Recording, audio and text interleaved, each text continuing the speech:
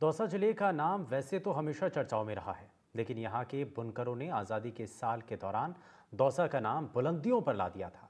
आपको बता दें कि दौसा के अलूदा ने आज़ादी के समय प्रसिद्धि दिलाई थी और दौसा से करीब 14 किलोमीटर दूरी पर एक छोटा सा गांव है अलूदा। अलूदा देश भर में इसलिए प्रसिद्ध है क्योंकि आज़ादी का पहला तिरंगा अलूदा के चौतमल बुनकर ने बनाया था, जिसे 15 अगस्त 1947 को लाल किले की प्राचीर पर फहराया गया। लेकिन आज यहाँ के हालात कैसे हैं, ये जानने के लिए हमारी टीम पहुंची अलूदा गांव। इन तिरंगा बुनकरों की स्थिति यहाँ ठीक नहीं है। ये लोग आज भी न्यूनतम मजदूरी से नीचे की मजदूरी पर काम करते हैं।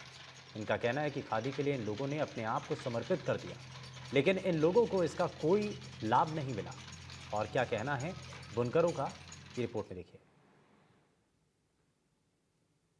दौसा के अंदर देश का पहला तिरंगा बुना गया था। ये स्वर्ण अक्षरों में पूर्व में दर्ज है। जो यहाँ के बुनकर हैं उन्होंने ये बुनकर दिया था, जिनका नाम स्वर्गीय चौतमल ने महावर ने इस तिरंगे का बुनकर इस देश का पहला तिरंगा लाल किले पर लहराया गया था। आज हम उनके परिवारजन के पास हैं, चर्चा करेंगे कि आज भी उसी तरह जो पुराने तर्ज पर जो सन 47 से लेकर और आज दिनांक तक आज भी चरखा चलाकर बुनाई का काम कर रहे हैं। उनके परिवारजन के पास है, बात करेंगे। आपसे पूछना चाहेंगे कि आप ये काम लगातार कर रहे हैं, ये कब से कर रहे हैं काम आप, और क्या आज भी आप चरखा चला रहे हैं पुराने समय से? क्या कहना होगा? हाँ जी, हम पुराने बचपन से यही काम कर रहे हैं। चौतमल जी आपके परिवारजन थे, हाँ, आज उनका परिवार नहीं। कितने बुनकर थे जो आज भी ये काम कर रहे हैं अभी भी बुनाई का? वैसे बुनकर तो पहले जो बुनाई करते थे वो तो कम से कम 20-22 बुन करते, लेकिन अभी इसमें थोड़ी मेहनत ज़्यादा होने के कारण और पैसे की कमी होने के कारण सब बाहर पलायन कर गए, चले गए, सब ने छोड़ छाड़ दिया। इसमें मेहनत ज़्यादा, आदमी 4 हो या 5 हो या 4 हो 3 हो, सब इसमें लग जाते हैं, तो भी हमारी इसमें मजदूरी नहीं पड़ती।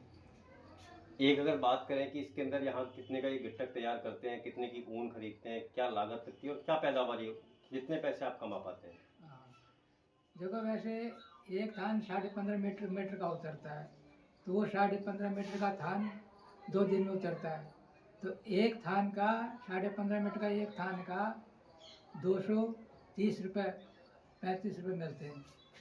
तो 2 दिन में एक दिन के 100-150 रुपये 125 रुपये पड़ जाते हैं। अब इसमें 2 आदमी लग जाते हैं, 3 आदमी लग जाते हैं, इस कारण इसमें। चौतमल जी की यादें क्या क्या हैं? हाँ जी, चौतमल जी की यादें क्या क्या हैं? वो तो पुराने आदमी थे, वो उस टाइम पे तो हमारा शायद जन्म भी नहीं था, तो हम कैसे बता सकते हैं। फिर भी अगर लोग बाग सुनाते होंगे कहानी, परिवारजन तो सुनाते होंगे कहानी कि झंडे के बारे में कि पहला झंडा बुनकर दिया था यहाँ पर। नहीं, वैसे पहले तो मतलब ये चर्चा नहीं थी, ये चर्चा तो अभी कम से कम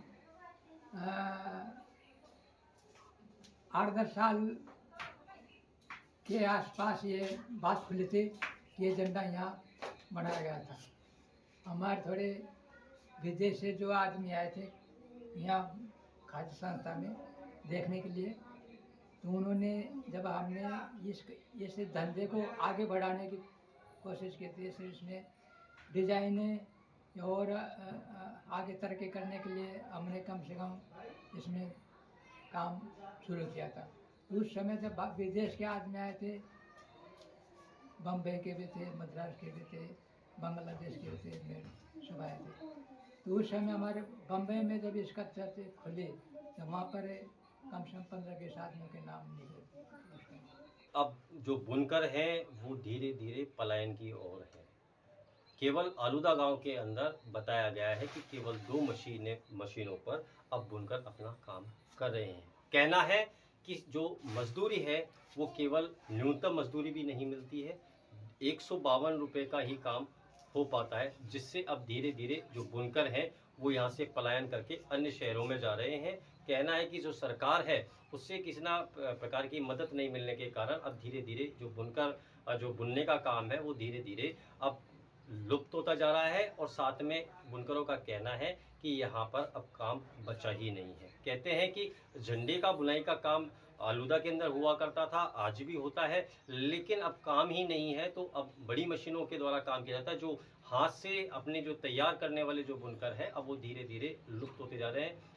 मजदूरी नहीं मिलने के कारण और सरकार से मदद नहीं मिलने का कारण बताया गया है। एक बार दिखाना चाहेंगे आपको कि आज भी जो बुनकर हैं वो अपने केवल अपनी बदहाली पर केवल बैठे हैं, बदहाली पर बोल रहे हैं कि यहाँ पर केवल जो काम होता है वो अब केवल निम्न ही काम होता है, केवल 152 रुपये। क्या कहना होगा कि क्या मजदूरी मिल पाती है आपको?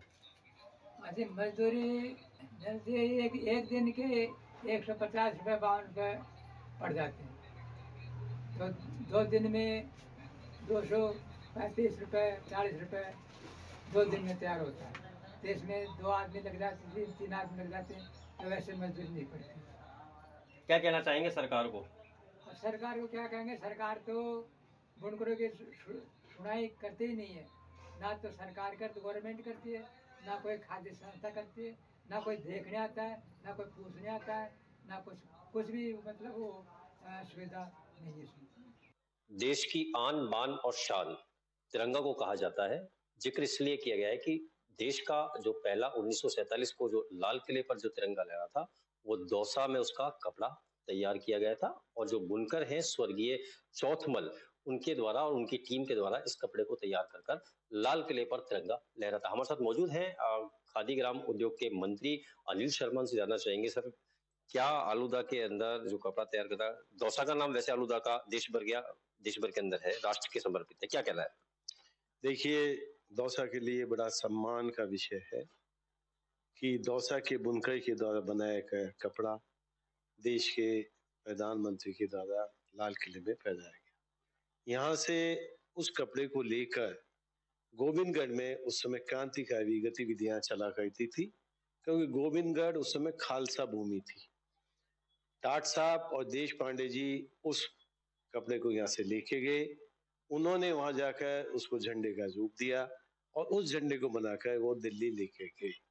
उस समय देश में 4 जगह से झंडे मंगाए गए थे, आए थे, जिसमें दौसा का भी एक झंडा था। उसके अलावा ग्वालियर, मेरठ और हुबली से भी झंडे आए थे। अब ये कथन कहना तो खैर मैं थोड़ा सा असंभव मानता हूँ कि भाई कौन सा झंडा उस समय उपयोग में लिया गया, लेकिन दौसा का झंडा भी उनमें से एक मौजूद था। ये कहना होगा लगातार जो बुनकर हैं अब धीरे धीरे इनके जो रोजगार है वो भी इस समय लुप्त पर होते नजर आ रहे हैं। जी, देखिए, खादी समिति लगातार इनको काम देती आ रही है और दिन पर दिन इनका काम बढ़ता चला जा रहा है। खादी एक ऐसी चीज है जो जितना उत्पादन होता है उतनी सेल हो। हमको कोई गवर्नमेंट से कोई बहुत अधिक ऐड मिलती हो ऐसा नहीं है, हम हमारे खुद की उस पर इसको चलाते हैं। जितना कपड़ा बनता है बिकता है उसी मात्रा में इसको बनाया जाता है। आज भी दौसा खादी समिति करीबन करीबन 4 करोड़ रुपया इन लोगों को वेजेस के रूप में बांटती है। हिंदुस्तान की प्रतिष्ठित खादी संस्थाओं में से खादी समिति दौसा एक ऐसी संस्था है जिसके साथ आज भी 1400-1500 परिवार खादी के जुड़े हुए हैं, जिनको सूत काटने का, बुनाई करने का काम दिया जा रहा है। बुनकर समाप्त होने की जो आपने बात करी उसके पीछे 2-3 कारण है। पहला कारण ये है कि ये ट्रेडिशनल जॉब है। ट्रेडिशनल इसलिए है कि एक के बाद दूसरा परिवार का आदमी इसको करता आ रहा है, लेकिन अब इनके बच्चे पढ़ लिख गए हैं, नौकरियां मिल रही हैं, बहुत अच्छी बात है। कोई डॉक्टर बन रहा है, कोई इंजीनियर बन रहा है, कोई बैंक्स में जा रहा है, तो ये लोग इससे थोड़ा सा मुड़ रहे हैं, लेकिन फिर भी इनके खून में आज भी बुनाई है और बुनाई भी वो है जो अपने सोच से अच्छे फैशन डिजाइनर्स को भी ये मात करती है। दौसा समिति का हमेशा प्रयास ये है कि इनका रोजगार उपलब्ध रहे, इनको ज्यादा से ज्यादा रोजगार मिलता रहे। बिल्कुल, ये अमृता समिति के मंत्री थे अनिल शर्मा। इनका कहना है कि सरकार के सामने कई बार जिक्र किया गया, लिखित में भी आश्वासन के लिए लिखा गया कि जो ये बुनकर हैं इनको न्यूनतम मजदूरी के लिए मनरेगा से जोड़ा जाए, लेकिन अभी तक सरकार ने इस पर विचार नहीं किया है। समिति का अगर माना जाए तो यहाँ से जो जुड़े हुए जो लोग हैं, जो परिवार जुड़े हुए हैं, करीबन यहाँ पर जो साल का आमदनी है वो करीब 4 करोड़ रुपए अनुमानित बताया गया है, और जिससे लोगों को यहाँ पर रोजगार भी उपलब्ध हो रहा है। दौसा से देवेंद्र अरोड़ा, एनडीटीवी।